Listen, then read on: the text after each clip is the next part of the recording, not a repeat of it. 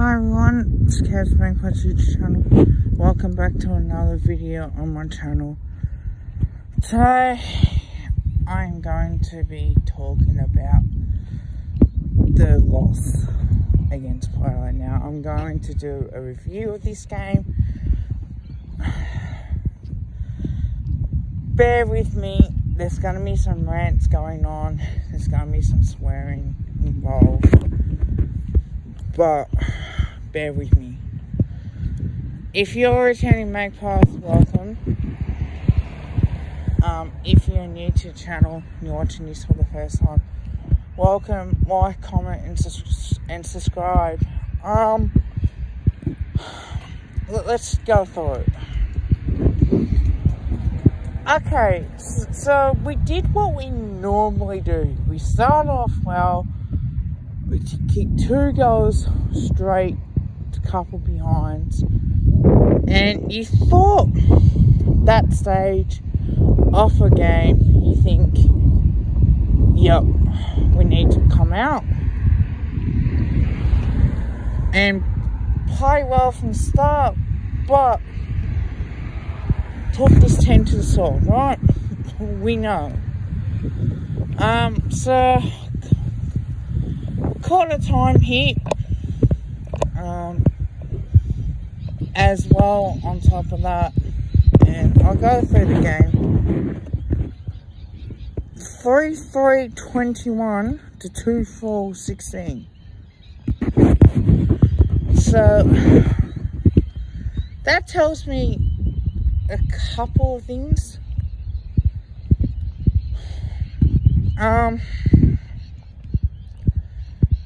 We gotta go before, right on quarter time, and I feel like we have improved in what we do. Like, we play the kids. Pendenbury got injured at quarter time, didn't help. He's gonna be out for the remainder of the season. But for fuck's sake, man, like, when are we going to start fucking putting teams like Port Adelaide to the sword? It's simple as that. We have to do it. I've talked about this so many times. And so does Luke. We got to start putting cunts like Port Adelaide to the sword, because we know they're a good team. They're an up and down team. But when they are on, they're on. When they're not so flash, teams like Melbourne put Port to the sword. Geelong put them to the sword. And if there is a comeback, it's not going to be an easy one, right? You kick a couple early goals and you sniff out any chance. And yet, we didn't do this, right? It's what it is. It is what it is. Brody Marcher kicked 3 goals lead, 2 goals won to Oliver Henry. I'll talk about the positives and negatives after. But that first quarter was since a good start, 5 points in front, and we go, okay, second quarter, we need to hit up and lead up to that prospect of, okay, this is what we need to do. We got to come out and play like this in the second quarter, because we know at some stage they're coming. 4 goals, 4 to 4 behinds. Are you fucking kidding me, Collingwood? What the fuck comes? 4 behinds compared to what? 4-4. That's the ball game right there in that second quarter. Now, I get invested, right, in the game. I'll wear me Guernsey. I'll put on a brave face. I'll do all that because I fucking love this club. I truly do love this club. But when the fuck are we going to become a team on playing the second quarter. Now, look, I know interesting how Jordan Goey had a good game, that sort of stuff. We're going to have to try and stop run-ons for goals. As much as possible, because that's what's going to cost us. That's what I can see happening. Whenever we start well, we must deliver. We gotta put the pressure on early on, as simple as that. Third quarter, 5 goes 1 to 5 goes 3. So we lost the quarter by 2 points. Alright, that was our best chance. We're 21 points down at 3/4 time. We pulled away. We allowed Port to come hard in that third quarter a little bit, but we came back and we fought really hard to be close. 21 points down at 3/4 time. I'm thinking, okay, big last quarter. We did it against Richmond. We can do it this week. And I felt like that did not happen whatsoever. With it, it's depressing to say the least. With the way that we do play, as much as possible. So, the last quarter, I'll go through that. 2 goals, 1 to 3-2, game over, 29 points. So 14-13 to 10-9. So that's 69 to 97, 28 points. So that's why we tend to play better in the way that we move the ball on. We played well for at least be competitive for 3 quarters. Second quarter was disappointing. The younger kids are going to excite me really well for the future, and they will. Don't worry about that. I've seen the kids play really well, but having to said that, we fell short. Port were too good in the end. But there's one thing I need to go on a rant. The umpiring. Right, and this one's for David Rodden. David Rodden, you should not be fucking umpiring a Port Adelaide game. That was fucking disgraceful. It was a goal. You fucking knew it. You called it touch. You could not fucking tell that could be touch. And yet the umpire's call was fucking touch. Are you seriously thinking that was a clear goal? If you can't tell with the angles and you go, okay, we can't say that that's touch, and there's no evidence to suggest that that was touch, then it had to be given as a goal. And then Charlie Dixon pushing out Roughhead twice. Grundy got pushed out. How is that not a fucking free kick? Are you umpires dumb cunts that you can't tell me that that ain't a fucking free kick to Collingwood? Are you fucking kidding me? Are you fucking kidding me? This is how we umpiring a game on a Friday night, because everyone goes by, okay, how the umpires are going to umpire on Friday night, it's going to go through the whole competition. You can't tell me that should have been a free kick. And then the holding the ball when Roughhead handballed it, you dumb cunts.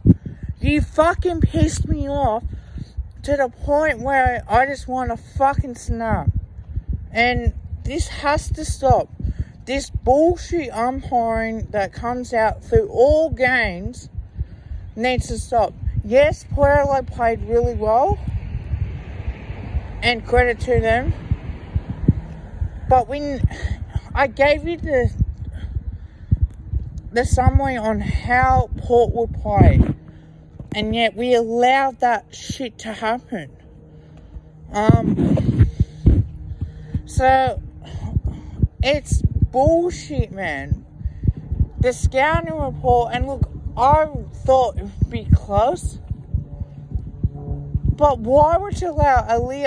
Now, I've got nothing but respect for him, but why would you allow him to dominate the air and taking intercept marking? Port Adelaide had a lot more intercept marking than we did, so they set up well behind the ball. Unfortunately, we tried to play through that corridor, but sometimes it doesn't work. And when it doesn't work, come on. So I'll go through the positives. The first quarter starts were good. The third quarter was good. We fought hard, right? This could have been an embarrassment for us, but we fought hard all night. Alright. Then, Jack Cripps, 13 marks, 30 disposals.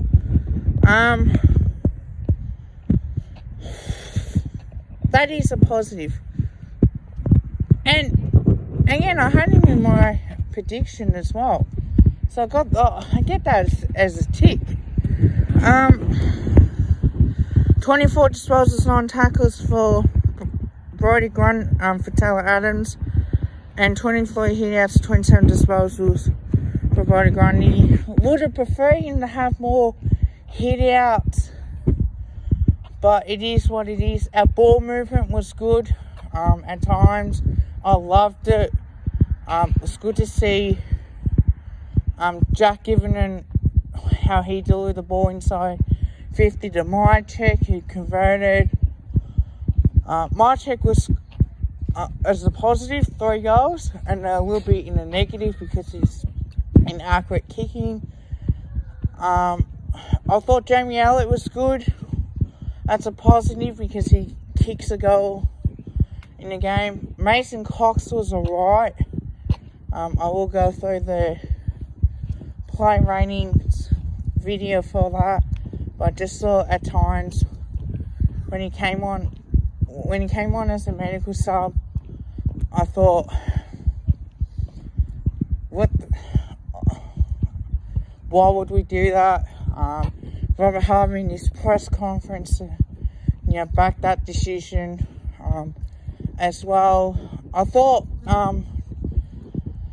Anton Tohill was alright. I thought he showed me something.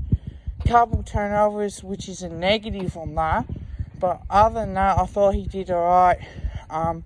Poulter was good again. Who else can I say that was good? Given was alright. He didn't set the world on fire like he has in the Viva, but it's always different as well coming in. But Oliver Henry, 2 goals, 1. That is a positive. Could have kicked 3, but he took the advantage when he didn't need to, and that was in that first quarter. Would have preferred him to let Jamie go back, kick his second as well, because we know what would happen as much as possible. Other than that, I thought Isaac Craner tried hard, and so did John Noble, Nathan Murphy as well. I thought that they tried really hard. That's always a positive. The negative is, okay, kicking goals at crucial stages, especially in that first quarter. We had to kick a goal in that crucial stage. Second quarter was a negative as well, because we had to, 4 behind isn't good enough. We've got to kick 2-1 or 2-2 at least, because as we know that every goal counts into the context of the game.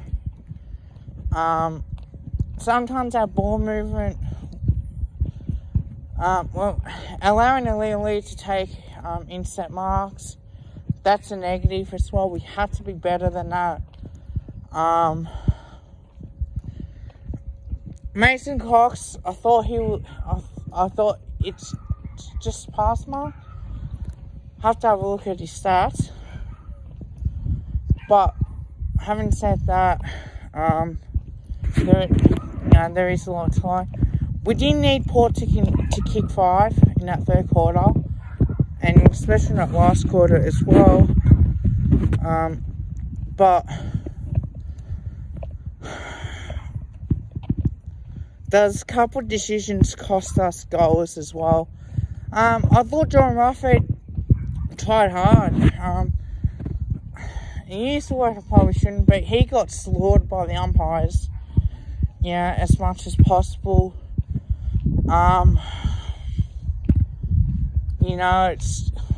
It's just hard at times with him. He looks to be alright. Thought Cybron was positive in the second half. I came out and with at least a bit more intensity. It hasn't been a good season so far. But having said that, I think he's playing a different role as well on top of that. I think maybe it's time to put him in the midfield. As well as we could. Just get him out on the wing as much as possible. So, look, now to give a range out of 10. Look, there's a lot to like. The kids are going to be a positive signs. Like I've seen something in this game.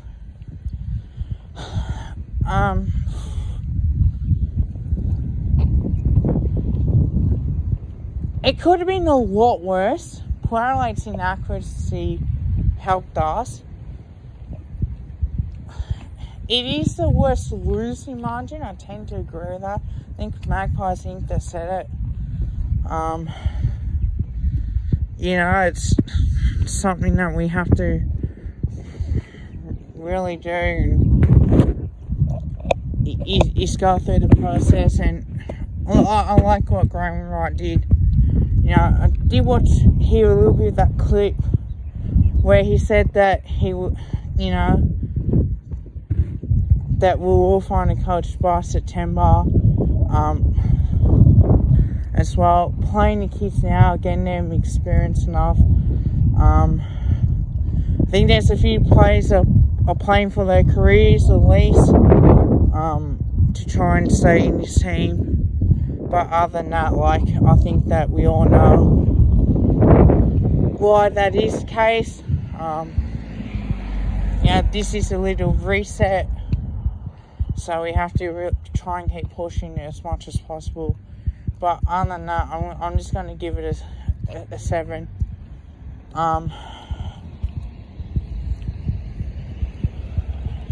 It's between a 6 and a 7.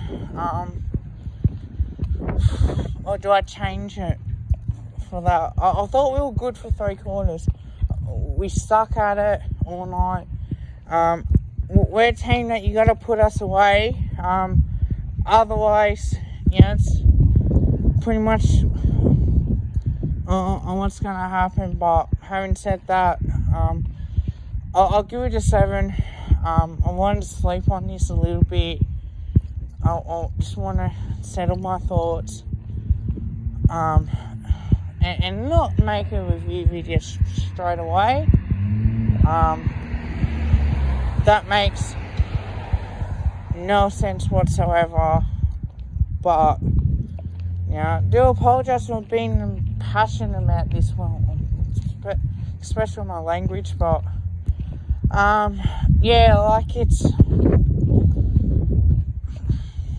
invested every single game. If I don't think that we can win, I want to see us do well. But look, big couple weeks coming up. West Coast next week, Hawthorn, Brisbane, and Essendon. West Coast is going to be a tough ask. For my preview against West Coast, I'm gonna break them down on what their strengths are and what their weaknesses are, and how I think that we can exploit them. But I'll let you have your comments in below of this. So it's the end of my review. Now for the plane ratings. Yeah, there's a lot of places I can say that I tried really hard, but please like, comment and subscribe. Tell your family, tell your friends. Go the Mighty Pies. 2021 is nearly upon us for Pies fans. Season's over. We ain't making finals this year. But one thing I will say, we will get better and we'll start to improve. Until then, bye everyone.